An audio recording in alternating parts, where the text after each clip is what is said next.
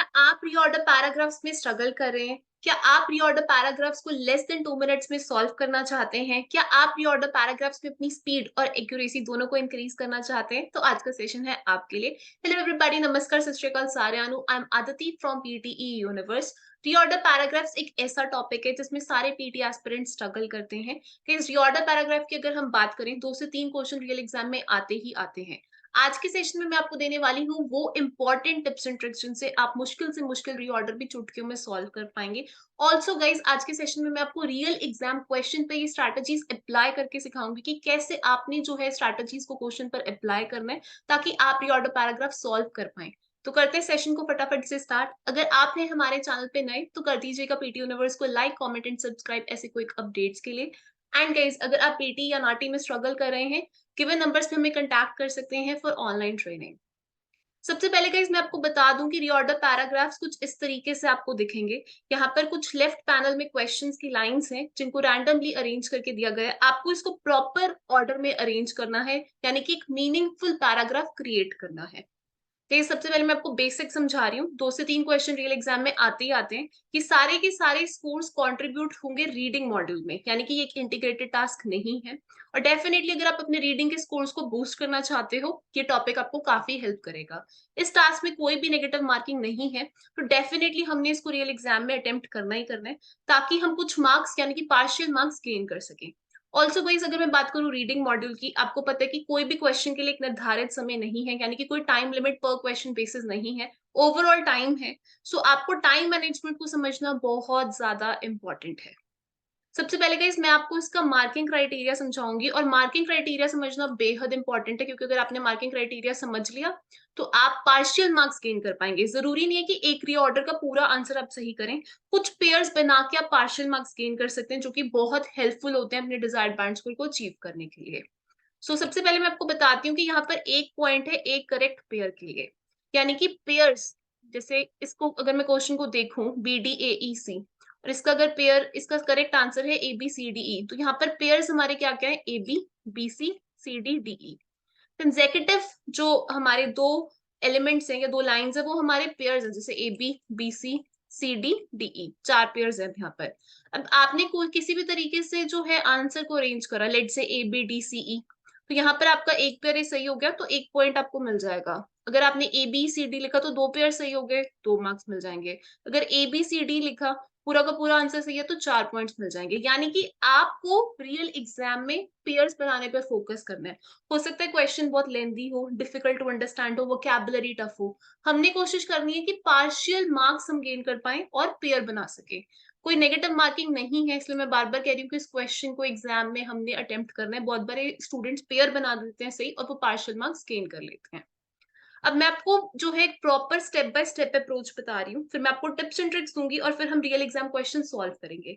बहुत informative session है, इसे एंड तक देखेगा और इस सेशन को बार बार देखेगा तो रीऑर्डर पैराग्राफ्स आपको बहुत क्लियर होंगे।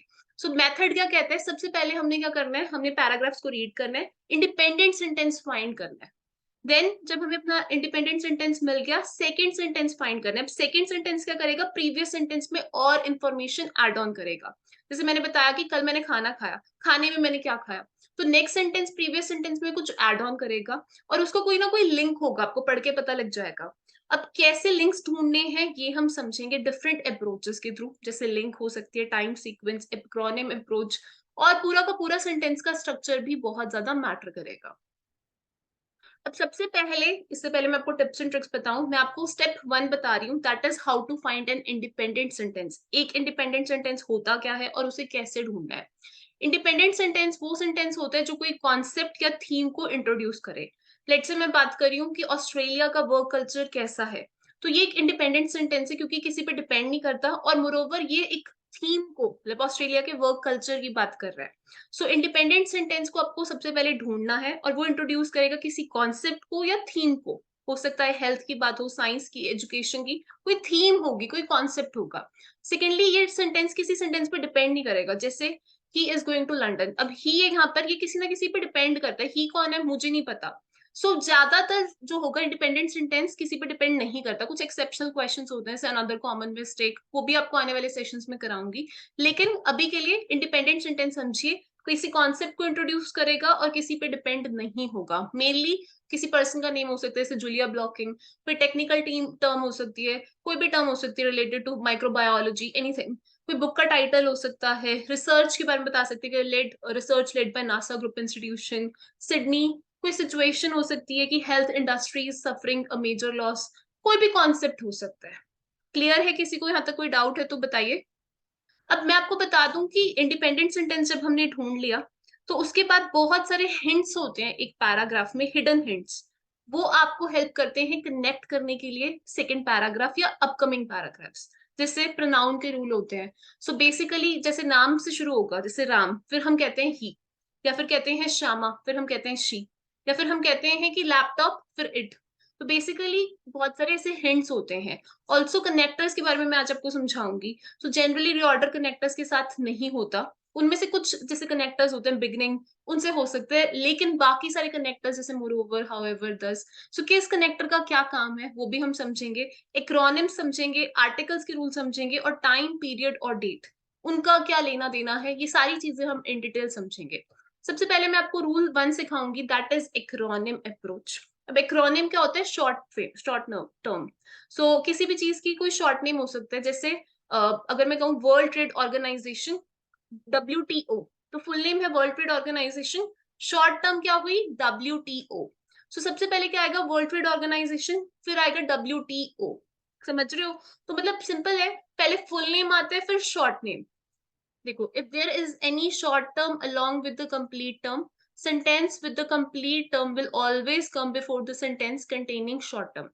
सिंपल है, मैं दोबारा रिपीट कर रही हूँ, अच्छे से समझ लो। अगर फुल नेम दे रखे है, शॉर्ट नेम दे रखे है, तो सबसे पहले आएगा फुल, फिर आएगा शॉर्ट। एग्जाम्पल से समझ लो एक बार दोबारा से। अब ये अप्रोच बहुत इजी है, बट जब क्वेश्चन आता है तो क्वेश्चन, एक तो लाइंस लंबी होती है, दूसरा वोकैबुलरी भी कॉम्प्लेक्स होती है, तो बच्चे को दिमाग में रहती ही नहीं है। सो हर एक अप्रोच को समझना और उसको क्वेश्चन पे स्पीडीली अप्लाई करना बहुत इंपॉर्टेंट है। देखिए, it was there that Rosa Parks, an African American woman, refuse to vacate her seat in the middle of the bus so that a white man could sit in her place. Parks was chosen by King as the face of his campaign। अब पहले full name आया रोजा parks, यानी कि full पहले आएगा, और फिर आएगा शॉर्ट यानी कि पार्क्स, उसका सरनेम आया। So always remember this approach. फिर से एक बार रिवाइज कर रहे हैं, पहले फुल नेम आएगा, followed by short name.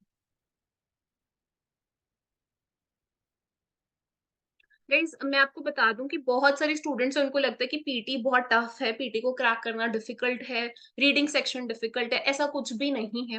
PTE is not an English test, PT is the performance based test. बहुत सारे ऐसे स्टूडेंट्स थे जो पीटी में बहुत टाइम से स्ट्रगल कर रहे थे। शिवांशी पीटी का एग्जाम 4 बार दे चुकी थी पीटी यूनिवर्स को ज्वाइन करने से पहले, and in the very first attempt requirement 58 थी, इन्होंने हमारे साथ 73 अचीव करा। रमनदीप की रिक्वायरमेंट 7 ईच 10 पॉइंट्स पर पीआर थी।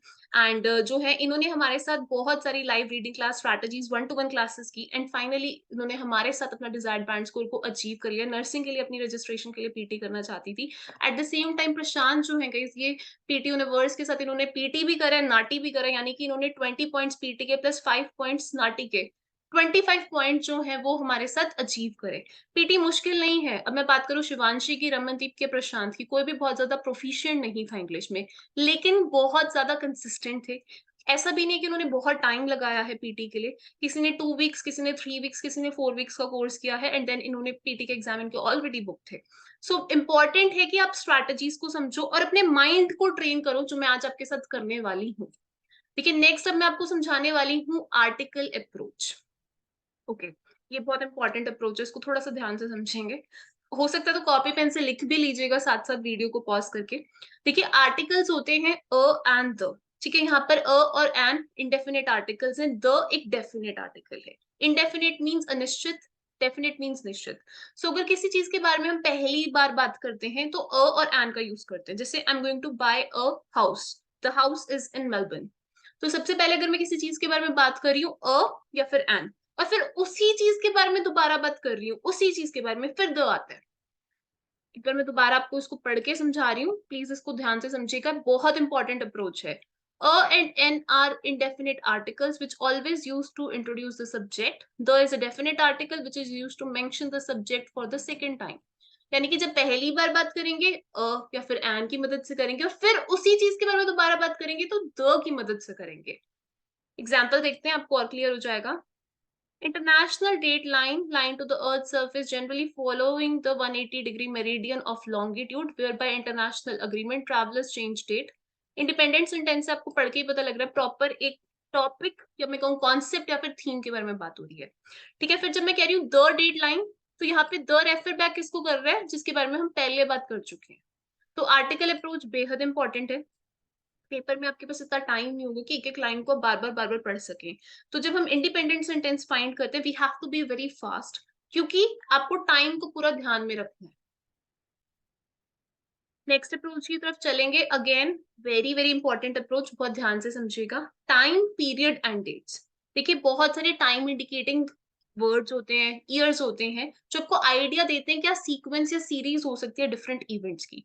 वो हो सकता है मैं कहूँ कि 1920 में एक वॉर हुआ था, फिर 1930 में हुआ, फिर 1950 में।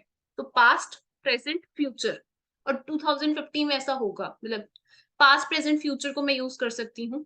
बट कभी कभी मैं ऐसा कह सकती हूँ कि अभी जो वर्ल्ड की सिचुएशन है वो पीसफुल है, पास्ट में पीसफुल नहीं थी, लेकिन फ्यूचर में मुझे लगता है ज्यादा पीसफुल होगी क्योंकि रूल्स टफ आएंगे। तो प्रेजेंट पास्ट फ्यूचर, मतलब आप किसी भी तरीके से बात कर सकते हो। आपको ब्लाइंडली फॉलो नहीं करनी है कोई सीक्वेंस कि हमेशा पास्ट प्रेजेंट फ्यूचर होगा या फ्यूचर प्रेजेंट पास्ट होगा। आपको जो है अंडरस्टैंड करना है कॉन्टेक्स्ट को, पैराग्राफ को, और उसके अकॉर्डिंग करेक्ट सीक्वेंस बनानी है। लेकिन कुछ टाइम सीक्वेंस इंडिकेटिंग वर्ड्स होते हैं जैसे बिफोर, आफ्टर, लेटर, देन। इनसे आपको ना पेयर्स बनाने में बहुत मदद होती है, और पेयर्स बनाने से क्या होंगे, मार्क्स मिलेंगे। सो पेयर्स बनाना हमने सीखना है। तो यहाँ पर मैं एक बार फिर से इस अप्रोच को ब्रीफ कर रही हूँ। Time indicating words as well as dates, year can give you an idea of the sequence of the series or different events. Don't just blindly follow the sequence, understand the context, make the correct sequence. अब ये example से इस चीज को थोड़ा सा और अच्छे से समझते हैं। ये देखिए, in the 1960s and 1970 corporations were in a state of denial regarding their impact on the environment. तो पढ़ के ही पता लग रहा है यहाँ पर एक सेंट्रल आइडिया है कि 1960 और 1970 में जो कॉर्पोरेशंस थी वो एक स्टेट ऑफ डिनायल में थी कि उनका कोई भी इम्पैक्ट नहीं है एनवायरमेंट पे। कॉन्सेप्ट है पूरा का पूरा इंडिपेंडेंट है, स्टैंड अलोन सेंटेंस है। इंडिपेंडेंट सेंटेंस आई थिंक आपको क्लियर होगा। देन का मतलब होता है उसके बाद। तो एक टाइम रेफरेंस था 1960 1970, फिर मैंने कहा उसके बाद क्या हुआ, एक हाईली विजिबल प्रॉब्लम आने लगी। तो समझ रहे हो कि पहले एक टाइम का रेफरेंस दिया, फिर कहा उसके बाद ऐसा हुआ। So always read very carefully, और टाइम सीक्वेंस इंडिकेटिंग वर्ड्स का खासा ध्यान दो।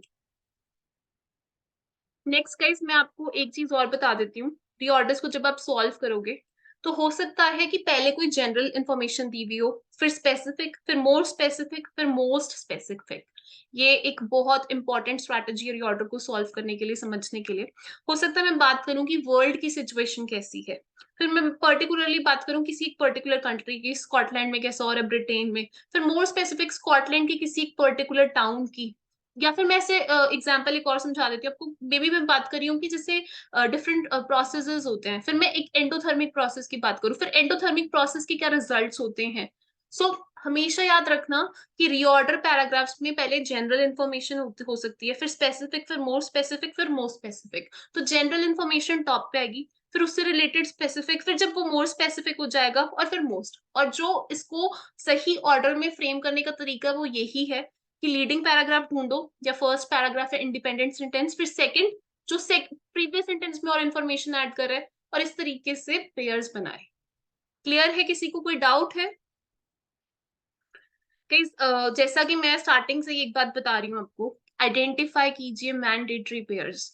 रीऑर्डर्स जो पीटी का जो रीडिंग का रीऑर्डर पैराग्राफ्स का मार्किंग क्राइटेरिया, वहां पे क्लियरली बताया गया है कि आप अगर पेयर्स बनाते हो तो आप मार्क्स गेन कर सकते हो।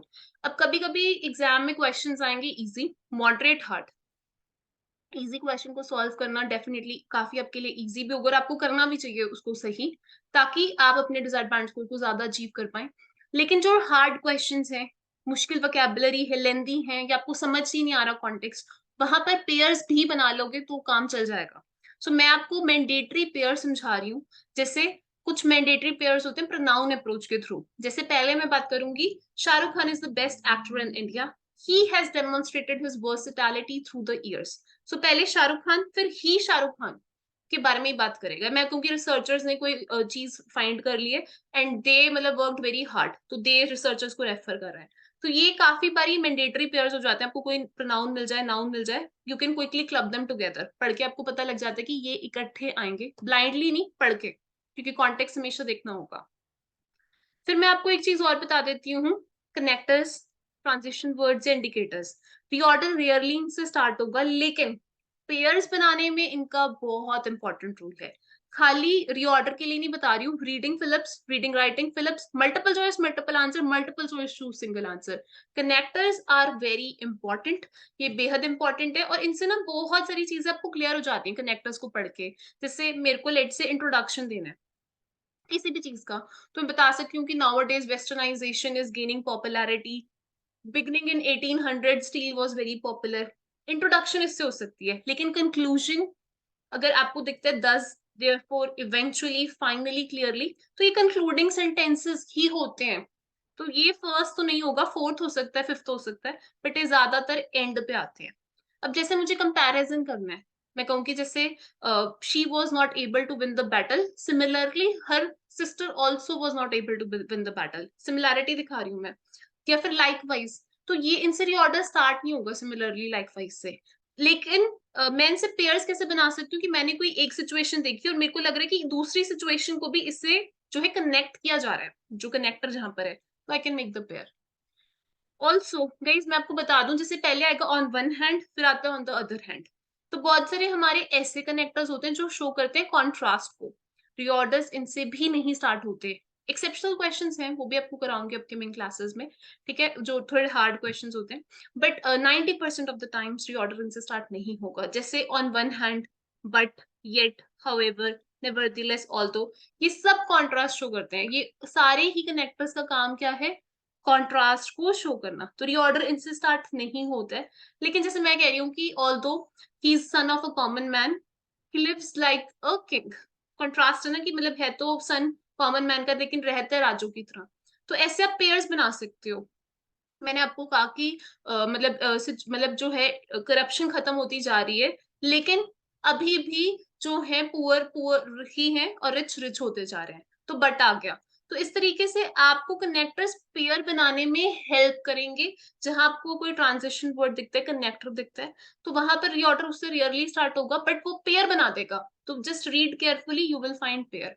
अब जैसे मुझे कोई एडिशनल इन्फॉर्मेशन देनी है, मुझे कहना है कि इन्होंने हमारी मदद करी, ऑल्सो इनके फ्रेंड्स ने भी हमारी मदद करी, तो ऑल्सो वाला पहले एक सेंटेंस आएगा, फिर ऑल्सो एडिशनली, एडिशनल इन्फॉर्मेशन का काम करेगा। ऑल्सो कई रिऑर्डर में आप जब देखेंगे, कभी कभी सीक्वेंस की बात की जाती है कि पहले ये डिस्कवरी हुई थी, फिर ये डिस्कवरी हुई थी, उसके बाद ये, टाइम सीक्वेंस का इंडिकेटर देके। या कभी कभी हम कह सकते हैं कि फर्स्टली आपको ये प्रोसेस फॉलो करना है, सेकेंडली आपको यहाँ पर जाना है, फिर थर्डली आपको यहाँ से साइन कराना है, और लास्टली आपको इन सारे डॉक्यूमेंट यहाँ सबमिट करने हैं। तो सीक्वेंस इंडिकेटर वर्ड्स होते हैं फर्स्टली, सेकेंडली, थर्डली, लास्टली। ये भी आपको पेयर्स को बनाने में या प्री ऑर्डर को सॉल्व करने में बहुत हेल्प करेंगे। एंड देन है हमारा एक कॉज एंड इफेक्ट। जैसे पहले कोई चीज कॉज है कि due to corona virus many people died, उसका इफेक्ट क्या था, वो आएगा। तो पहले कॉज आता है, फिर इफेक्ट। तो basically to cut it short, brief कर देती हूँ, मतलब जो हमारे सीक्वेंस इंडिकेटिंग वर्ड्स हैं, टाइम इंडिकेटिंग वर्ड्स हैं, जो हमारे कनेक्टर्स हैं, ट्रांजिशन है, सब हमारे रिऑर्डर्स को पेयर बनाने में हेल्प करेंगे। और जो ट्रांजिशन वर्ड्स हैं, कनेक्टर्स हैं, इंडिकेटर्स हैं, इनसे पेयर, इनसे रिऑर्डर रेयरली स्टार्ट होगा, लेकिन रीड केयरफुली, पेयर्स बनाने में आपकी बहुत मदद करेंगे। ओके, अब मैं आपको जो है फिर से मेथड समझा रही हूँ, एंड हम अब सॉल्व करेंगे रियल एग्जाम क्वेश्चंस, ताकि स्टेप बाय स्टेप अप्रोच से हम समझ सकें कि रिऑर्डर्स को कैसे सॉल्व करना है। सो अगेन रिपीट कर रही हूँ, आप कॉपी पे लिख भी लेना इस अप्रोच को। सबसे पहले हमने करना है इंडिपेंडेंट सेंटेंस को फाइंड, या लीडिंग पैराग्राफ। इंडिपेंडेंट सेंटेंस वो सेंटेंस होता है सबसे पहले जो स्टैंड अलोन करता है, यानी कि वो किसी पे डिपेंडेंट नहीं है। सेकेंडली किसी कॉन्सेप्ट, थीम, पर्सन को इंट्रोड्यूस करता है। थर्डली ज्यादातर इंडिपेंडेंट सेंटेंस में किसी पर्सन की, किसी प्रॉपर नाउन की बात हो सकती है, जैसे नेम हो सकता है, प्लेस का, पर्सन का, थिंग का। तो ज्यादातर वही सेंटेंस इंडिपेंडेंट सेंटेंस होता है, और इंडिपेंडेंट सेंटेंस हमने सबसे पहले फाइंड करनी। Step one clear. Step two क्या कह रहे हैं कि अगर आपने डिपेंडेंट सेंटेंस ढूंढ लिया है, अब सेकंड पैराग्राफ ढूंढो। सेकंड पैराग्राफ का काम होगा पहले सेंटेंस में और इंफॉर्मेशन ऐड ऑन करना। जैसे अभी एग्जांपल दिया, Shahrukh Khan is one of the most popular actors in India, he is a very versatile actor. तो सेकंड पैराग्राफ ने पुराने के बारे में और इंफॉर्मेशन दी। देन गाइस आगे जो आपको पेयर्स बनाने हैं वो इसी तरीके से बनाने कि नेक्स्ट जो पेयर्स होंगे, सेंटेंसेस होंगे, प्रीवियस इंफॉर्मेशन प्रीवियस पैराग्राफ्स में और इंफॉर्मेशन ऐड करेंगे। एंड जो हमने आज अप्रोचेस सीखे हैं, acronym approach, pronoun approach, time sequence approach, connectors approach, article approach, इन सब का हमने यूज करना है पेयर्स बनाने में। कोई डाउट है किसी को? ठीक है, तो हम अब एक बार क्वेश्चन सॉल्व करते हैं स्टेप बाय स्टेप अप्रोच की मदद से एंड समझते हैं कि रियल एग्जाम क्वेश्चंस को हमने कैसे सॉल्व करना है। अब जैसे पेपर है गाइस, वहां पर इतना टाइम नहीं होगा कि एक एक लाइन को मैं पूरा पूरा पूरा बार बार पढ़ सकूं। मुझे स्किमिंग और स्कैनिंग करनी है। ठीक है, तो मैं अब सारी अप्रोचेस को एक साथ आपको लगा के समझाऊंगी और इससे आपको बिल्कुल क्लैरिटी हो जाएगी कि क्वेश्चन सॉल्व कैसे करने हैं। मेरे साथ साथ क्वेश्चन सॉल्व कीजिएगा, अपने आंसर कमेंट सेक्शन में लिखते जाइएगा ताकि आपको पता लगे कहाँ आप गलत जा रहे हो। करते हैं स्टार्ट फिर। देखिए, the same material could be used for high performance gas sensing. Same means पहले मैं कहूंगी कि मैं ऐसा यूज कर रही हूँ, सेम मेरे पास भी है, तो इससे ये ओपनिंग सेंटेंस नहीं हो सकता। Researchers have designed a porous material that utilizes a vascular structure such as that found in the veins of a leaf and could make energy transfers more efficient. So, यहाँ पर एक material की बात हो रही है और ये एक मटेरियल है जो एनर्जी ट्रांजिशन को बहुत ज्यादा एफिशिएंट बनाता है। ये एक इंडिपेंडेंट सेंटेंस है। मटेरियल इंप्रूव कर सकते हैं, द मटेरियल आर्टिकल अप्रोच है, इससे रीऑर्डर रेयरली स्टार्ट होता है। ऑल्सो कोई इसी मटेरियल की ऑलरेडी बात हो रही है तो ये इससे कनेक्ट कर सकता है, पर ओपनिंग सेंटेंस तो नहीं हो सकता, तो मैं यहाँ इसको भी क्रॉस कर रही हूँ। नेक्स्ट पढ़ते हैं। The natural structure found within leaves could improve the performance of everything from rechargeable batteries to high performance gas sensors. The natural structure की बात करें जो लीव्स में पाए जाते हैं, जो इंप्रूव कर सकते हैं परफॉर्मेंस हर चीज की, according to an international team of scientist. अब दो इंडिपेंडेंट सेंटेंस हो सकते हैं, तो टू या फोर। आप बताइए बेस्ट इंडिपेंडेंट सेंटेंस कौन सा है, quickly in the comment section. Two और फोर हो सकता है आपको दो सेंटेंस इंडिपेंडेंट लगे, कंफ्यूज मत होना। जो इंडिपेंडेंट सेंटेंस होगा वो पूरे रीऑर्डर की कॉन्सेप्ट को आपको क्लियर कर देगा। यहाँ पर मैं बात करूं तो फोर वो एक सेंटेंस है जो पूरे चीज को क्लियर कर रहा है। क्यों? क्योंकि फोर बता रहा है कि एक लीव है। देखो मैं आपको यहाँ पे एक पिक्चर के माध्यम से क्लियर कर रही हूँ, मेरी ड्राइंग तो बहुत बेकार है वैसे। लीव्स है, यहाँ पर एक नेचुरल स्ट्रक्चर हमें दिखता है, वो इंप्रूव कर सकते हैं परफॉर्मेंस किसी चीज की। एक इंटरनेशनल टीम ऑफ साइंटिस्ट ने ऐसा कहा है। अब वो कैसे कर सकता है, क्या कर सकता है, वो अपकमिंग पैराग्राफ्स में दे रखे हैं। ठीक है, फोर क्लियर है सबको इंडिपेंडेंट सेंटेंस कैसा है, कैसे।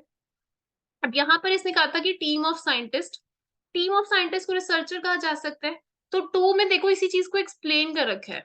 टू को एक बार पढ़ो, ये किससे कैसे कनेक्ट है ये समझो, बाकी तो बहुत सिंपल है। रिसर्चर्स ने डिजाइन करा एक पोरस मटेरियल जो यूटिलाइज करता है वैस्कुलर स्ट्रक्चर को। यही बताया था ना कि इसका नेचुरल स्ट्रक्चर है, वो कैसा है, वो उसको कैसे इंप्रूव कर रहे हैं। Could improve make energy transfer more efficient. तो ये देखो सेकंड पैराग्राफ पुराने पैराग्राफ में और इंफॉर्मेशन ऐड ऑन करता है। One more time, second paragraph previous paragraph में और इंफॉर्मेशन ऐड ऑन करता है, पहली चीज। ठीक है, और सेकंड पैराग्राफ जो होगा, मतलब जो सेकंड आपका होगा, वो एडिशनल इंफॉर्मेशन प्रोवाइड करेगा। तो यहाँ पर इसने बता दिया कि इंप्रूव कर रहा है परफॉर्मेंस। ठीक है, और कैसे इंप्रूव कर रहा है, जिसने बताया कि इसका एक डिजाइन करे, एक ऐसा स्ट्रक्चर जो यूटिलाइज करेगा उसके स्ट्रक्चर को और एनर्जी ट्रांसफर को और एफिशिएंट बनाएगा। अब यहाँ मटेरियल कीवर्ड था देखो, और फिर मटेरियल पर जनरल टू स्पेसिफिक मैंने आपको एक रूल बताया था, वही चीज चल रही है। जनरल पहले नेचुरल स्ट्रक्चर था, फिर मटेरियल आया, फिर वो मटेरियल की बात करें कि देखो द मटेरियल, 4 2 3 तो बहुत सिंपल पेयर है कि ये मटेरियल इंप्रूव करेगा परफॉर्मेंस का, ऑप्टिमाइज करेगा डिस्चार्ज प्रोसेस को, स्ट्रेस को कम करेगा, लिमिट करेगा लाइफ स्पैन। और फिर मैं कह रही हूँ ये मटेरियल को बता रही हूँ, मैं कह रही हूँ कि ये मटेरियल सेम मटेरियल, मतलब उसी मटेरियल को बार बार कह रही हूँ कि सेम मटेरियल यूज कर सकते हैं हाई परफॉर्मेंस गैस सेंसेस के लिए भी। 4 2 3 1 पेयर बना। लगी समझ? मैं आपको यहाँ पर लेके जा रही हूँ फिर से यही चीज समझाने के लिए, इस रीऑर्डर से कंपेयर करके, क्योंकि ये बहुत जगह यूज होगी। पहले हमने नेचुरल स्ट्रक्चर की बात करी यहाँ पे, ठीक है, फिर हमने जो है यहाँ पर बात करी मटेरियल की, मटेरियल कीवर्ड आया, फिर वो मटेरियल कैसा है वो बताया, द मटेरियल, और फिर मैंने यहाँ पर क्या बात करी, सेम मटेरियल। तो मतलब जेनेरिक थी बात बहुत ज्यादा और फिर वो स्पेसिफिक होती चली गई। Guys PT reading reorder paragraphs इस तरीके से बहुत इजीली आप सॉल्व कर सकते हो अगर आपको अप्रोच पता है, कॉन्टेक्स्ट आप समझ रहे हो। अब कॉन्टेक्स्ट में ना भारी भरकम वोकैबुलरी देख के स्टूडेंट्स डर जाते हैं, वो आपको डरना नहीं है, आपको पढ़ना है क्योंकि क्वेश्चन का आंसर क्वेश्चन में ही है और आप इनफ पढ़ चुके हो, तो डरने की कोई बात नहीं है। क्लियर है ये फिलअप की रीऑर्डर? ओके अब फिर से मैं आपको अप्रोच को रिवाइज कराऊंगी, फिर से क्वेश्चन सॉल्व कराऊंगी, तब तक रिवाइज कराती रहूंगी आपको जब तक आपको रीऑर्डर का फंडा क्लियर नहीं हो जाए। आज ही कीड़ा मैंने निकालना है दिमाग से कि रीऑर्डर टफ है, reorder is very easy, reading is very easy, PT is very easy. आइए फिर से समझ लेते हैं मेथड को। फर्स्ट थिंग हमने इंडिपेंडेंट सेंटेंस ढूंढना है, ठीक है। देन हमने इंडिपेंडेंट सेंटेंस को ध्यान में रखना है, वो क्या है, वो सेंटेंस जो स्टैंड अलोन सेंटेंस है, वो सेंटेंस जो किसी पे डिपेंड नहीं करता और ज्यादातर उसमें प्रॉपर नाउन होंगे, name of a place, person, thing, concept. Then पहला पैराग्राफ ढूंढ लिया, सेकेंड पैराग्राफ को ढूंढना है। सेकेंड पैराग्राफ प्रीवियस पैराग्राफ में और इंफॉर्मेशन एड ऑन करेगा, पहली चीज। और जो है गई सेकेंड पैराग्राफ जो है उसको या तो जनरल टू स्पेसिफिक भी जा सकता है, कुछ ना कुछ लिंक होगा प्रीवियस पैराग्राफ से। जब हमें वो लिंक मिल गया, सेकंड पैराग्राफ मिल गया, हमने थर्ड ढूंढना है और सारे सब्सिक्वेंट पैराग्राफ्स के लिए सेम चीज अप्लाई करनी है। हमने देखना है कि कोई article approach, acronym approach, pronoun approach, connectors हैं, टाइम सीक्वेंस इंडिकेटिंग वर्ड्स हैं जो हमें पेयर बनाने में हमारी हेल्प करेंगे। एनी डाउट्स, किसी को कोई डाउट है? प्लीज मैं आपको बता देती हूँ, ऐसे बहुत सारे स्टूडेंट्स हैं जिनका मुझसे क्वेश्चन होता है कि क्या प्रैक्टिस करने से पीटी क्लियर हो जाएगी, क्या प्रैक्टिस करने से पीटी का एग्जाम में हम अपने डिजायर्ड बैंड स्कोर को अचीव कर लेंगे। मैंने ऐसे बहुत सारे स्टूडेंट्स देखे हैं जो 1 महीने, 5 महीने, 6 महीने, साल साल से पीटी की तैयारी कर रहे हैं। पीटीई बार बार कहूंगी एक इंग्लिश टेस्ट नहीं है, ये एक परफॉर्मेंस बेस्ड टेस्ट है। मैं आपको एग्जाम्पल दे रही हूँ फुरकान का।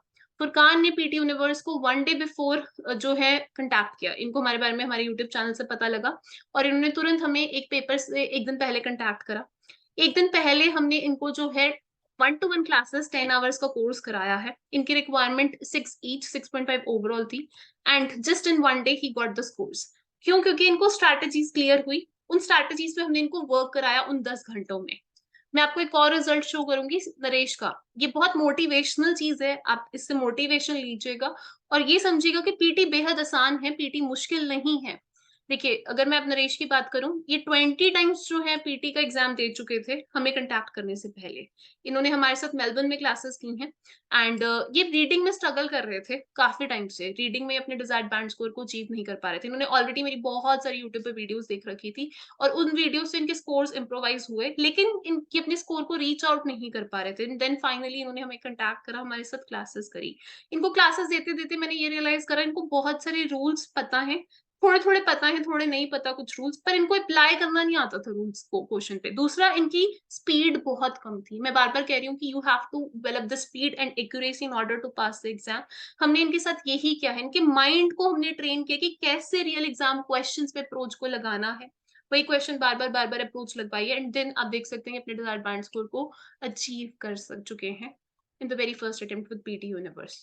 सो अगेन एग्जाम बहुत सिंपल आएगा, क्वेश्चन भी बहुत सिंपल आएंगे, अप्रोच सेम रहेगी, मुश्किल से मुश्किल क्वेश्चन इसी अप्रोच से होगा।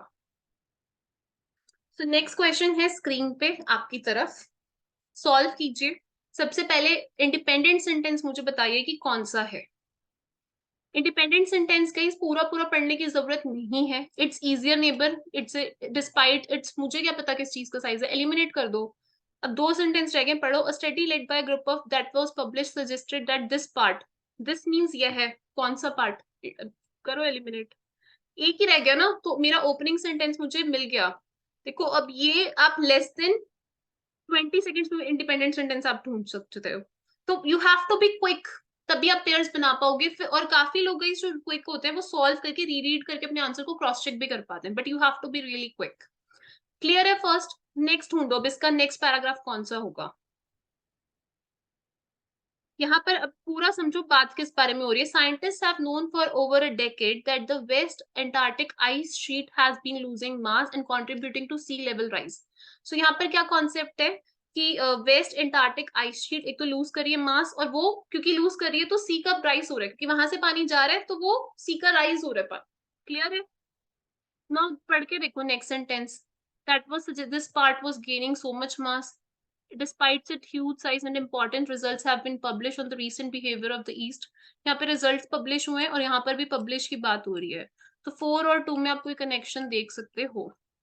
Its easiest neighbor is however 10 times larger than the and has the potential to raise the global level sea by 50 meters. अब यहाँ पर आप देखो, यहाँ पर हमने बात क्या की थी कि वेस्ट एंटार्क्टिक आइस शीट कैसे लूज कर रही है मास को और कंट्रीब्यूट करी है सी लेवल के राइज को. यही बात हमने जो है 3 में करी है. देखो, इनका जो नेबर है वो कह रहे हैं हालांकि वो 10 टाइम्स बड़ा है और वो पोटेंशियल है कि वो रेज कर सकता है ग्लोबल सी लेवल को सम 50 मीटर से. सो अगेन वहां से पानी कहाँ जाएगा, नेबर पे. तो उसके नेबर की भी हमने बात करी है. इट मीन्स वह मीन्स एंटार्क्टिक आइस शीट और उसका नेबर कैसा है वो कैरेक्टरिस्टिक्स हमने बताए हैं और इसका भी इतना पोटेंशियल है. क्लियर है. अब गाइस 4 और 2 में कोई ना कोई कनेक्शन है क्योंकि यहाँ पर भी रिजल्ट्स की बात हुई है, यहाँ पर भी पब्लिशमेंट की बात हुई है. पर कनेक्शन ढूंढो, या तो 4-2 पेयर है 2-4 पेयर है. लेकिन यहाँ पर इट की बात हो रही है तो इट तो रेफर इसी को कर सकता है ना, क्योंकि यहाँ पर तो इट किसी को रेफर कर नहीं सकता. तो 1-3-4 पेयर होगा और बाकी आप पढ़ के देखो. Despite its huge size and important conflicted results have been published on the recent behavior of East Antarctic ice sheet. Despite its means जो इसका इतना अंटार्कटिक आइस शीट इसका इतना बड़ा साइज है, इंपॉर्टेंस है, इसके कारण conflicting results पब्लिश हुए हैं इसके recent behavior पे. क्लियर है. अब वो क्या है conflicting behavior, वो 2 में है. Study led by a group of NASA scientists that was published in 2015 suggested that this part of Antarctic was gaining so much mass that it is compensated for the losses in the west.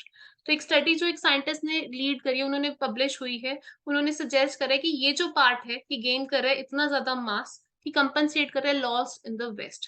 तो क्या studies है, क्या results हैं, वो इन्होंने 2 में बताए हैं. ये इसका बीच का पेयर है. क्लियर है. तो आपको जो है गाइस कॉन्टेक्स्ट को भी समझना होगा बहुत बारी. हिडन हिंट्स देखने होंगे रीऑर्डर को सॉल्व करते हुए. कोई डाउट है किसी को? ओके. नेक्स्ट मैं आपको नेक्स्ट क्वेश्चन से पहले फिर से अप्रोच क्लियर कर रही हूँ. गाइस मैं आपको एक चीज और बता दूं, बहुत सारे स्टूडेंट्स पढ़ते ही नहीं है, वो सोचते हैं कि खाली कीवर्ड मैच करते हैं. आपको पढ़ना पड़ेगा, पैराग्राफ के कॉन्टेक्स्ट को समझना होगा. स्किमिंग स्कैनिंग आपको बहुत हेल्प करेगी, बट अगर आप कॉन्टेक्स्ट को नहीं समझेंगे, बस क्विकली आप सोचेंगे कि नाम है फिर ही, आपको पैराग्राफ को पढ़ के उसके कॉन्सेप्ट को पकड़ो, क्योंकि वो बहुत इंपॉर्टेंट है कि पैराग्राफ क्या कह रहा है. एंड रीडिंग में मैं आपको बता दूं कि रीडिंग ऐसा नहीं कि खाली रूल समझा तो रीडिंग सॉल्व हो जाएगी. रूल के साथ साथ रूल को अप्लाई करना अकॉर्डिंग टू द कॉन्टेक्स्ट, वो सबसे ज्यादा इंपॉर्टेंट है. सो मेथड क्या कहते हैं हमारा? फर्स्ट थिंग, फाइंड कीजिए इंडिपेंडेंट सेंटेंस को, लीडिंग पैराग्राफ को. सेकंड चीज, सेकंड पैराग्राफ ढूंढिए जो एड ऑन करेगा मोर इन्फॉर्मेशन. थर्ड चीज, सेकंड पैराग्राफ को कोई ना कोई लिंक होगा और इस तरीके से हमने लिंक डेवलप करने हैं सब्सिक्वेंट पैराग्राफ्स में, आने वाले पैराग्राफ्स में. और फाइनली रीऑर्डर्स को मीनिंगफुल पैराग्राफ की तरह अरेंज करना है. नेक्स्ट क्वेश्चन है आपकी स्क्रीन पे, आइए सॉल्व करते हैं एक साथ. ऑल्सो अगेन सबसे पहले इंडिपेंडेंट सेंटेंस ढूंढना है.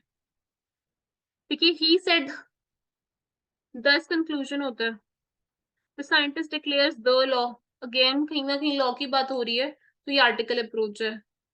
तो आप समझ सकते हो लेस देन 10 सेकेंड्स में आपने जो है अपना इंडिपेंडेंट सेंटेंस ढूंढ लिया, पहला सेंटेंस ढूंढ लिया जो कि होगा 3. तो दिस इज स्पीड. और जब स्पीड होती है तो और एक्यूरेसी अपने आप आती है, क्योंकि आपके पास ज्यादा टाइम है नेक्स्ट सेंटेंसेस को पेयर बनाने का. यहाँ पे पढ़िए इसको. Poincaré had an interesting view of scientific induction. बात हो रही है साइंटिफिक इंडक्शन की. अब साइंटिफिक इंडक्शन एक बहुत हैवी भारी भरकम वोकैबुलरी है, उसको समझना नहीं है मेरे को तो अपनी रीऑर्डर को सॉल्व करना है, क्योंकि मेरे को पीटी क्लियर करना है. Make sense. तो पेपर में इतने मुश्किल वर्ड्स देके डरो मत कि ये क्या आ गया एकदम से. आपको एक एक वर्ड को समझना ही नहीं है. क्लियर है. Loss he said. अब देखो ज्यादातर नाउन प्रोनाउन अप्रोच चलती है, मतलब अगर आपको कोई नाउन दिख गया तो उसके बाद प्रोनाउन, जैसे राम दिख गया तो ही आ जाएगा, जैसे शाहरुख खान दिख गया, तो उस तरीके से होता है. यहाँ पर बात करिए कि इनका इंटरेस्टिंग व्यू था. अब क्या व्यू था वो 1 में एक्सप्लेन्ड है क्या? Laws he said are not generalisations of experience, they are not mere summaries. So यहाँ पर ये एक्सप्लेन्ड है कि लॉस, और उसने कहा कि जनरलाइजेशंस नहीं है, ये समरीज नहीं है पॉइंट्स पैराग्राफ की. तो 3-1 मेरा पेयर बन गया. क्लियर है ना. इसने अपनी बात कही कि इसका क्या व्यू पॉइंट था वो यहाँ पर एक्सप्लेन्ड है. सेकंड पैराग्राफ में पुराने पैराग्राफ में और इंफॉर्मेशन ऐड ऑन करी. पेयर बन गया। ओके नेक्स्ट आगे पढ़िए। Rather the scientist declares the law to be some interpolated curve that is more or less smooth and so will miss some of these points. फिर इसने कहा है, इससे कॉन्ट्रास्ट दिखाया, इसने जो कहा, कह रहा है कि रादर साइंटिस्ट ने डिक्लेयर करा लॉ कि वो कर्व है, मोर या कम स्मूथ है और मिस करेगी कुछ दीज पॉइंट्स को। अब देखो द लॉ, अगेन ये लॉ पे जेनेरिक टू स्पेसिफिक, पहले उस बंदे की बात हुई, उसने क्या कहा, फिर साइंटिस्ट ने क्या कहा, समझ रहे हो, दो व्यू पॉइंट आ गए। और ज्यादातर मैंने आपको बताया ही था, 10 जो है conclusion to conclude overall finally last में आते हैं। तो इसने ये फाइनली इसने कंक्लूड करा, क्या करा इससे, साइंटिफिक थ्योरी जो है वो डायरेक्टली फॉल्सिफाइबल नहीं की सकती, इंस्टेड ये मोर ज्यादा इनडायरेक्ट प्रोसेस है। मतलब एक बंदे ने क्या कहा, उसका व्यू पॉइंट आ गया, फिर उसकी ऑपोजिशन का आ गया, फिर कंक्लूजन आ गया, सिंपल। अब ऐसे क्वेश्चंस इजी क्वेश्चंस होते हैं, बट बच्चे वोकैबुलरी देख के डर जाते हैं।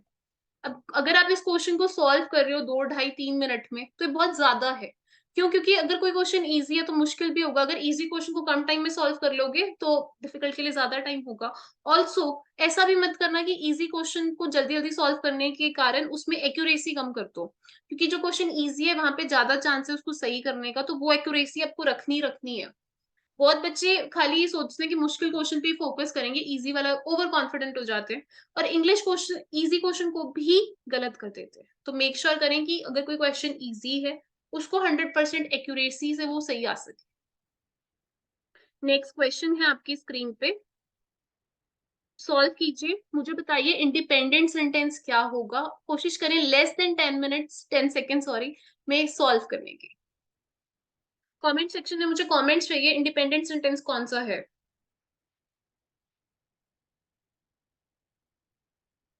They also learn, in other words, दो रह गए, 3 और 4, क्विकली मुझे बताओ कि कौन सा है। Historians are now agreed that beginning in this and continuing England witnessed an industrial revolution। मतलब पूरे पास्ट में हिस्टोरियंस अब अग्री कर रहे हैं एग्रीकल्चरल रेवोल्यूशन के बारे में। नेक्स्ट पढ़ लो, English and Dutch farmers were the most productive farmers of the century and were continually adopting new methods of farming, experimenting the new types of vegetables and grain। दोनों के दोनों sentence independent है, यहाँ पर historians के बारे में बात हो रही है, तो यहाँ पर हम बात कर रहे हैं इंग्लिश और डच फार्मर्स की। लेकिन मैंने आपको एक चीज बताई थी कि अगर दो इंडिपेंडेंट सेंटेंस आते हैं तो कंफ्यूज मत हो जाना कि कौन सा होगा। पहले हम जेनरिक बात करते हैं और फिर स्पेसिफिक। पहले हो सकता है मैं बात करूं कि क्या सिचुएशन है, फिर मैं पर्टिकुलर कंट्री की बात करूं। अब यहीं पर यही बात है, इन्होंने बात करी कि हिस्टोरियंस अब अग्री कर रहे हैं कि 17th सेंचुरी में और थ्रू आउट 18th सेंचुरी में इंग्लैंड ने विटनेस करी एक इंडस्ट्रियल एग्रीकल्चरल रेवोल्यूशन। और वो क्या रेवोल्यूशन थी, वो क्या एग्रीकल्चरल, फार्मर से रिलेटेड है, फार्मिंग से रिलेटेड चीज है। तो वो क्या थी, वो ये थी कि फार्मर सबसे ज्यादा प्रोडक्टिव थे और वो नए मेथड्स को अडॉप्ट कर रहे थे, तो ये रेवोल्यूशंस थी। Generic to specific. अब यहाँ पर हो सकता है कि आप जब क्वेश्चन सॉल्व करें आपको कोई भी डायरेक्ट हिंट ना मिले, हिडन हिंट मिले, तभी मैं कहती हूँ context is the key. Context को समझना इंपॉर्टेंट है। जब आप डेली बेसिस पे रीड करते हैं, जो वर्ड्स का मीनिंग नहीं पता है, वो वोकैबुलरी फाइंड आउट कीजिए, अपनी वोकैबुलरी को बढ़ाइए, वोकैबुलरी बहुत इंपॉर्टेंट है। Make sense. अब यहाँ पर फार्मर्स आ गया कि वो सबसे ज्यादा प्रोडक्टिव फार्मर्स थे और अडॉप्ट करे थे नए मेथड्स ऑफ फार्मिंग। दे किसको रेफर करेगा, फार्मर्स को ना। दे ऑल्सो, अब मैंने आपको ऑल्सो का भी अभी बताया था ना, इंडिकेटर ऑल्सो एडिशनल इंफॉर्मेशन। पहला, ये प्रोडक्टिव थे, ये अडॉप्ट करे थे नए मेथड्स, नई एक्सपेरिमेंट कर रहे थे, और इन्होंने क्या सीखा, मैन्योर के बारे में। तो 4-1 पेयर बन गया ना, क्लियर है, 3-4-1। अब जो सेंटेंस रह गया वो तो एंड पे आता है, स्टार्टिंग पे आता है। यहाँ पर स्टार्टिंग में इन अदर वर्ड्स आ नहीं सकता, मैं इसको डायरेक्टली फिट भी कर सकती हूँ, लेकिन मैं आपको वैसे भी बता देती हूँ इनका पेयर क्या है। They also learned a great deal about manure and other fertilizers. In other words, many English farmers were treating farming as a science, and all this interest eventually resulted in greater yields. तो ये conclusion है कि इन्होंने जो treat करा farming को science की तरह, और ये सारे इंटरेस्ट ने इवेंचुअली रिजल्ट करा ग्रेटर यील्ड्स में। कंक्लूजन है इसका, सिंपल है, सॉर्टेड है, कोई डाउट है। सिंपल क्वेश्चंस होंगे गाइस, पेपर में क्वेश्चन टफ नहीं आते, लेकिन आपका जो एक कॉन्फिडेंस है वो बहुत मैटर करता है। बहुत सारे स्टूडेंट्स रीडिंग देखते एकदम से ना फंबल करने लग जाते हैं, डर जाते हैं। बहुत जोर जोर से कोई पढ़ रहा होता है उससे घबरा जाते हैं। एग्जाम में जो आपका फोकस है वो आपकी स्क्रीन पे होना चाहिए, आपने इनफ पढ़ लिया, मैं बार बार कह रही हूँ, आप क्लियर करके आएंगे पेपर में, अपने डिजायर्ड बैंड स्कोर से ज्यादा अचीव करके आएंगे। स्ट्रैटेजीज फिंगर टिप्स पे होनी चाहिए, माइंड ट्रेंड होना चाहिए, एग्जाम क्वेश्चंस अब सॉल्व कीजिए and PTE is sorted. Again, first step, find independent sentence, leading paragraph. Second paragraph को ढूंढिए जो नेक्स्ट पैराग्राफ के बारे में और इन्फॉर्मेशन देगा, या कुछ लिंक ढूंढिए उनके बीच में, एंड इस तरीके से सब्सिक्वेंट पैराग्राफ्स ढूंढिए। अगेन पूरे पैराग्राफ को परफेक्ट तरीके से अरेंज कीजिए, एंड इफ टाइम है तो रीरीड कीजिए। ओके, नेक्स्ट करते हैं सॉल्व क्वेश्चन। ओके प्लीज देखिए, अभी मैं आपको बता दूं कि 4 भी हो सकते हैं लाइंस, 5 भी हो सकती हैं, 6 भी हो सकती हैं। सो अगर कहीं पर 5 लाइंस है तो थोड़ा लेंदी रीऑर्डर हो सकता है, और जो लेंदी रीऑर्डर होता है उस पर बहुत टाइम स्पेंड नहीं करना है। हमारा ध्यान हमारी क्लॉक पर भी होना चाहिए, क्योंकि इसके बाद रीडिंग फिलअप्स भी आएंगे, और हमने रीडिंग फिलअप्स की इंपॉर्टेंस हमें पता ही है, वो बहुत ज्यादा है। सो मेक श्योर करना है कि हमने टाइम ओवर स्पेंड नहीं करना है किसी भी क्वेश्चन पे। दे चैंपियन, दे से स्टार्ट नहीं होगा, ऑफ दीज इससे स्टार्ट नहीं होगा। 3 सेंटेंसेस अब रह गए हैं, तीनों को रीड कीजिए, कौन सा ओपनिंग होगा। ये दो तो नहीं होंगे। बताइए मुझे कमेंट सेक्शन में, 10 seconds opening sentence find out कीजिए।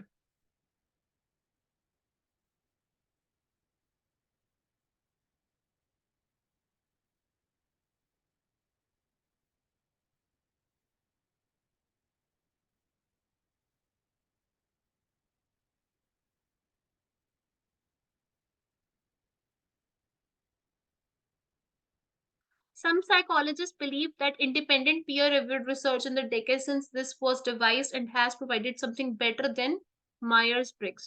So कुछ साइकोलॉजिस्ट का व्यू पॉइंट बताया कि कोई रिसर्च करी है और उसने प्रोवाइड करा है कुछ बेटर, एक पर्सन से कंपेयर कर रहा है साइकोलॉजिस्ट का व्यू पॉइंट, जैसे ये साइकोलॉजिस्ट मानते हैं और ये एक पर्सन है एम से। मायर्स ब्रिग्स, बड़े बड़े वर्ड्स होते हैं, आप मेन चीज समझो, बात कंपैरिजन हो रहा है दो लोगों का। As Adam Grant says, as ये तो कंपैरिजन के लिए यूज होता है, ये ओपनिंग सेंटेंस नहीं हो सकता। Myers Briggs does not focus on this, यहाँ पे इनका व्यू पॉइंट बताया गया। सो या तो 3 हो सकता है ओपनिंग सेंटेंस, या 5 हो सकता है। अगर आप पेपर में कंफ्यूज हैं कि कौन सा इंडिपेंडेंट सेंटेंस हो सकता है, सॉल्व करते रहिए, ठीक है, पेयर्स बनाइए, यही नहीं कि खाली इंडिपेंडेंट सेंटेंस नहीं मिल रहा तो वहां अटक गए। अगर अब आपको पता लग गया, मेरे को पता है कि 3 से 5 भी कनेक्ट हो सकता है क्योंकि दे रेफर कर रहा है, और यहाँ पर 5 ट्रेड्स की बात हो रही है, देखो 1 2 3 4 5, तो ये 2BC से होगा, तो मैं ये पेयर्स बना लेती हूँ एटलीस्ट अपने टाइम में, ताकि पार्शियल मार्क्स तो मुझे मिले। सो 3, सम साइकोलॉजिस्ट बिलीव करते हैं कि पीयर रिव्यूड रिसर्च वो डिवाइस की गई है, उससे कुछ बेटर मिल रहा है। They champion the notion of the big 5, तो ये इससे कनेक्टेड है बिकॉज दे तो साइकोलॉजिस्ट को ही रेफर करेगा। 3-1 मेरा पेयर बन गया है। इन्होंने कहा कि 5 बड़े ट्रेड्स हैं, openness, consciousness, extroversion, agreeableness and neuroticism. उसने कहा इसमें से एक ट्रेड क्लोजली शेयर्ड है एमबीटीआई के साथ, जो इनकी एमबीटीआई की बात हो रही है, एक्सट्रोवर्शन। ऑफ दीज मीन्स जैसे 5 है, 5 में से मैं कहूँ जो एक है, तो 5 में से एक तो 1-2 तो पेयर बन ही गया, तो 3-1-2 आपका पेयर बन गया। यहाँ पे क्लियर हो 3-1-2 को लेके, 2 मार्क्स आपको आ गया 4 में से। तो एग्जाम में ये चीजें करनी बहुत जरूरी है। मतलब कुछ स्टूडेंट्स है वो जो सोच रहे पूरा आंसर करेक्ट करना है, उसके कारण पार्शियल मार्क्स भी नहीं गेन कर पाते हैं। तो please try to make mandatory pairs, ये मैं आपको एक गोल्डन रूल समझा रही हूँ आज के सेशन में। ये जिसने समझ लिया वो डेफिनेटली रीऑर्डर से कुछ मार्क्स गेन कर पाएगा, क्योंकि कुछ गलतियों के साथ भी अपने डिजायर्ड बैंड स्कोर अचीव किया जा सकता है। स्मार्ट वर्क है ये, हार्ड वर्क नहीं है। 3-1-2 हो गया। अब देखो, यहाँ पे हमने इन साइकोलॉजिस्ट की बात पूरी कर दी, तो ऑफ कोर्स अब हम दूसरे पक्ष की बात करेंगे। सेकंड व्यू पॉइंट मायर्स ब्रिग का होगा। तो यहाँ पर देखो, इन्होंने ये तो कहते हैं कि एक ट्रेट रिलेटेड है एमबीटीआई से, दैट इज एक्सट्रोवर्जन। अब ये क्या कहते हैं, मायर्स कहते हैं कि ये does not focus on neuroticism, indeed any similarity negative trait, जो पॉइंट करता है reasons why criticism lobbed at the test have yet to undermine its popularity. तो यहाँ पर जो है हमने जो है मायर, जैसे एक सेट ऑफ पीपल की बात करी और फिर उसको बेटर मायर ब्रिक्स ही तो कंपेयर करे, तो ये यहीं आएगा। अब एक सेंटेंस हमारा रह गया है, एज एडम ग्रांट सेज, या तो ये बिगनिंग में आ सकता है, पर बिगनिंग में पेयर करेगा नहीं क्योंकि एज कंपैरिजन है, तो ये यहीं आएगा। तो यहाँ पर कनेक्शन भी होगा, पढ़ के समझा देती हूँ आपको। पेपर में जरूरी नहीं कि एक चीज आपको समझनी है, ठीक है, हिट एंड ट्रायल भी करना पड़ेगा, because time is enemy, you can not spend a lot of time on one question. So Myers-Briggs does not focus on neuroticism, any similarity trait which may point to one of the reasons why criticism lobbed at the test by modern scientists have yet to undermine its popularity. As Adam says, going around telling people why they are neurotic and disagreeable will not win you any friends. So यहाँ पर इसने देखो ये चीज के बारे में दोनों का कंपैरिजन किया है। मायर ब्रिग्स ने फोकस नहीं करा न्यूरोटिसिज्म पे और किसी ट्रेड पे जो पॉइंट करते एक रीजंस की क्यों क्रिटिसिज्म ब्लॉक्ड है, इसने कहा। और जैसे इसने कहा इसी से एडम ग्रैंट भी ये कहता है कि लोगों को जाके बताने की जरूरत नहीं कि वो न्यूरोटिक है। यहाँ पे न्यूरोटिसिज्म को दोनों नहीं कहा, इसने फोकस नहीं करा और इसने भी ये बात कही कि लोगों को जाके कहने की जरूरत नहीं है क्योंकि इससे दोस्त नहीं बनेंगे। दोनों के व्यू पॉइंट में सिमिलैरिटी दिखाई गई है। तो पार्शियल मार्क्स को गेन करना आई थिंक आप क्लियर हो चुके हो, किस तरीके से पेयर्स बनाने हैं वो आप क्लियर हो चुके हो। बड़े क्वेश्चन, हैवी वोकैबुलरी देख के डरना भी नहीं है, समझने की भी उसको जरूरत नहीं है। अपनी जो अप्रोचेस हैं जो मैंने आज सिखाई हैं उनको अच्छे से अप्लाई करना। मैं बार बार कहूंगी कि इस सेशन को बार बार देखना, 3 या 4 बार देखना, एंड आई थिंक आपको उसके बाद रीऑर्डर में कोई दिक्कत आनी नहीं चाहिए। अगर ये सेशन आपको अच्छा लगेगा तो मैं ऐसे सेशंस और क्रिएट करूंगी with exceptional questions. Last question है आपकी स्क्रीन पे, मैं दूंगी आपको थोड़ा सा समय इस क्वेश्चन को खुद से सही करके मुझे दिखा दो क्योंकि मैंने बहुत सारे क्वेश्चन सॉल्व कराए हैं। सो अगर आप इसका आंसर सही कमेंट में पिन कर दोगे तो मुझे लगेगा कि आपको ये क्वेश्चन आ गए हैं। Step by step will give you 30 seconds, quickly 30-40 seconds pairs बनाइए। पूरा आंसर नहीं भी ढूंढ पा रहे हो, पेयर बना दो। And the time starts now. Please before आप जब तक सॉल्व कर रहे हो let me give you quick piece of information. बहुत सारे स्टूडेंट्स हैं वो जो है काफी टाइम से हमारे नए बैचेस का वेट कर रहे थे। So let me tell you one thing, PT universe is providing now online training and बहुत सारे स्टूडेंट्स के एग्जाम बुक्ड हैं। लाइक उन्होंने अपनी ग्रुप क्लासेस, 1-to-1 क्लासेस जो है उनकी बुक्ड है, उनके एग्जाम्स बुक्ड है। तो पूरा कोर्स करने का टाइम शायद ना हो आपके पास, तो it's fine, PT universe provide कर रहा है स्कोर इम्प्रूवमेंट क्लासेस। सो इनका पर्पस क्या है, लेट्स अगर आपका एग्जाम बुक्ड है after a week, after 5 days, after 4 days, 2 days, 10 days, 15 days, so what we are going to do is we are not going to change your templates. हम आपके templates नहीं बदलेंगे, हम आपके वीक एरियाज पे work करेंगे as per your mock scores और previous score card. Fine, हम आपको material, prediction file, portal, sectional mock test, full length mock test सारी चीजें प्रोवाइड करेंगे ताकि आपको कम समय में हम जो है सारी टिप्स एंड ट्रिक्स के ऊपर वर्क करा के आपको डिजायर्ड बैंड स्कोर को अचीव करा पाए स्मार्ट बुक के साथ। बिकॉज पीटी के 20 टास्क में से 20 टास्क इंपॉर्टेंट नहीं है, सब पे वर्क करना भी इंपॉर्टेंट नहीं है। सो कम ड्यूरेशन में किस तरीके से हम आपके स्कोर्स पे वर्क करेंगे वो बहुत इंपॉर्टेंट होगा। सो इनकेस अगर आप स्ट्रगल करें, कि हमारे गिवन नंबर्स हैं, इन पे आप हमें व्हाट्सएप कर सकते हैं, हमारे साथ अपना स्लॉट बुक कर सकते हैं। गाइस इस क्वेश्चन को सॉल्व करके मुझे कमेंट सेक्शन में अपना आंसर जो है चाहिए सबका। अदर्स से स्टार्ट नहीं होगा। The point is you should know the level optimal, however one general, इससे रीऑर्डर रेयरली कम स्टार्ट होता है, रेयरली स्टार्ट होता है। Some students say that they need complete quiet to read and study. Even I am one of them. 3 opening sentence है, एक एक कहेगा फिर दूसरा कहेगा, on one hand on the other hand, एक पक्ष कहेगा फिर दूसरा। 3-4 डायरेक्ट पेयर्स हैं कि अदर स्टडी करते हैं क्राउडेड नॉइजी रूम्स में बिकॉज नॉइज हेल्प करते हैं कॉन्सेंट्रेट करने में। 3-4 क्लियर है ना? Any doubt? इसने कहा कि एक सेट ए कह रहा है, दूसरा ही कह रहा है, फिर ये कह रहा है कि मतलब पॉइंट क्या है इसका कि आपको पता होना चाहिए कि आपके लिए क्या आवाज सही है।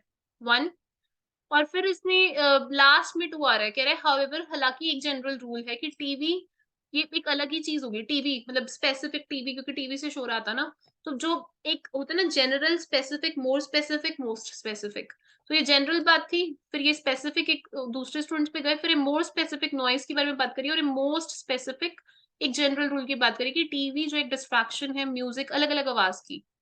तो जो सेंटेंस कहीं से कनेक्टेड नहीं होता ना वो एंड पे आता है। ऐसे क्वेश्चंस भी आएंगे जो कि खाली अप्रोच पे नहीं होंगे, कॉन्टेक्स्ट के ऊपर सॉल्व होंगे। सो ये था आज का सेशन। अगर आपको सेशन पसंद आया हो तो प्लीज लाइक कर देना, कमेंट कर देना, चैनल को सब्सक्राइब कर देना।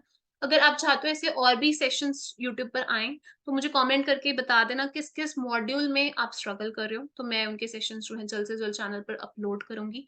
आपके फ्रेंड्स भी अगर पीटी में रीऑर्डर पैराग्राफ्स में स्ट्रगल करें उनके साथ भी सेशन को जरूर शेयर करना। टिल देन अपनी पीटी की प्रिपरेशन करते रहिएगा। जिनके एग्जाम बुक्ड है ऑल द बेस्ट। मैं मिलूंगी आपसे नेक्स्ट सेशन में। गाइस आई बटन पे और एंड स्क्रीन पर रीडिंग की वीडियोस अटैच करूंगी, अगर रीडिंग फिलअप्स में, रीडिंग राइटिंग फिलअप्स पर अटैच करूंगी, वो चेक कर लेना।